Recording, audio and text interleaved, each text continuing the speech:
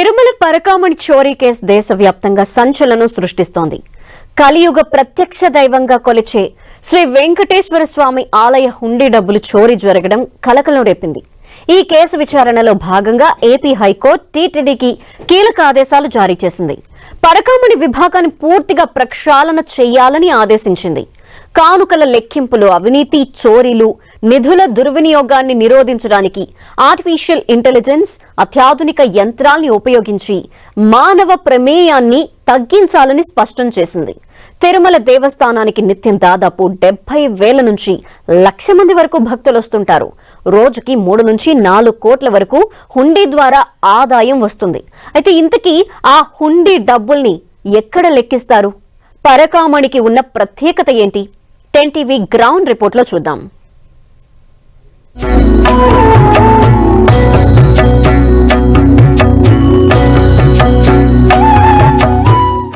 తిరుమల శ్రీవారి ఆలయం పరకామణిలో ఇటీవల వెలుగు చూసిన పరకామణి చోరీ వ్యవహారం దేశ విదేశాల్లో సంచలనంగా మారింది. దీని మీద రాష్ట్ర వ్యాప్తంగానే కాదు దేశవ్యాప్తంగా కూడా చర్చనీయాంశంగా మారింది.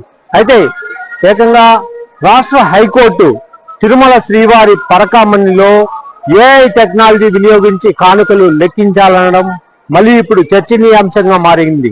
అయితే తిరుమల శ్రీవారి ఆలయంలో పరకామణి అంటే ఏమిటి, అసలు పరకామణి కానుకలు ఎక్కడ లెక్కిస్తారు, రోజు ఎంత కానుకలు వస్తాయి, ఎప్పటి నుంచి పరకామణి ప్రారంభమైంది అనేది మనం సమగ్రంగా తెలుసుకున్నాం.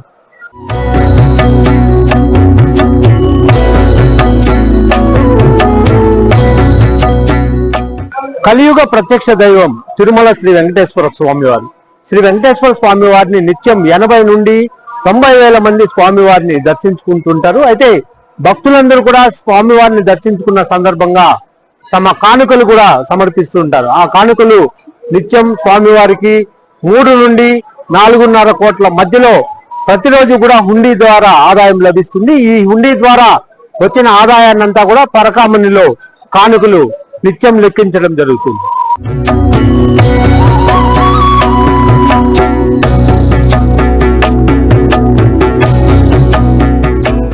శ్రీవారి పరకామణిలో కానుకలు లెక్కించే విధానాన్ని పూర్తి పారదర్శకంగా నిర్వహించాలనేది నిబంధనలున్నాయి.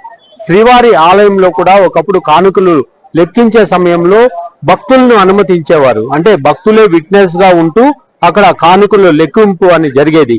అయితే అంటే శ్రీవారి మూల విరాట్ ఉంటుందో మూల విరాట్కు వెనుకనే గతంలో ఆలయంలో కానుకలు లెక్కించే పరకామణి ఉండేది.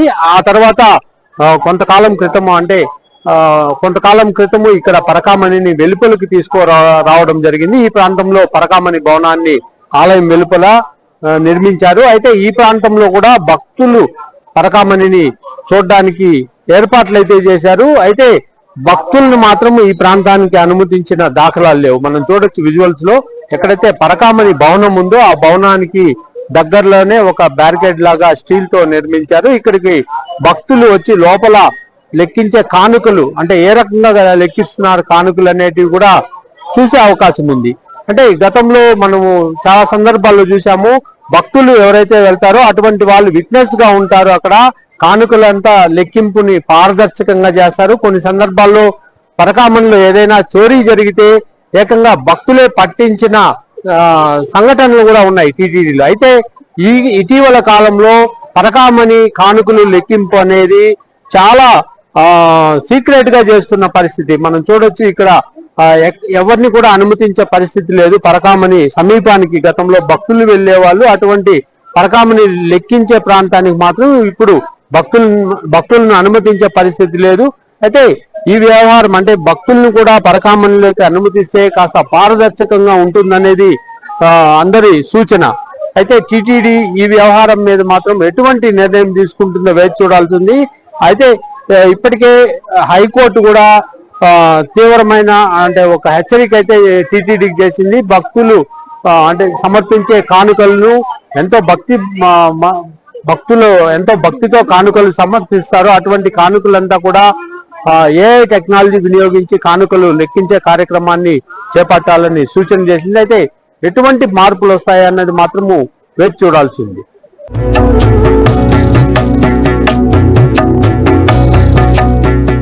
తిరుమల శ్రీ వెంకటేశ్వర స్వామి వారికి నిత్యం భక్తులు కోట్లాది రూపాయలు హుండీ ద్వారా కానుకలు సమర్పిస్తుంటారు.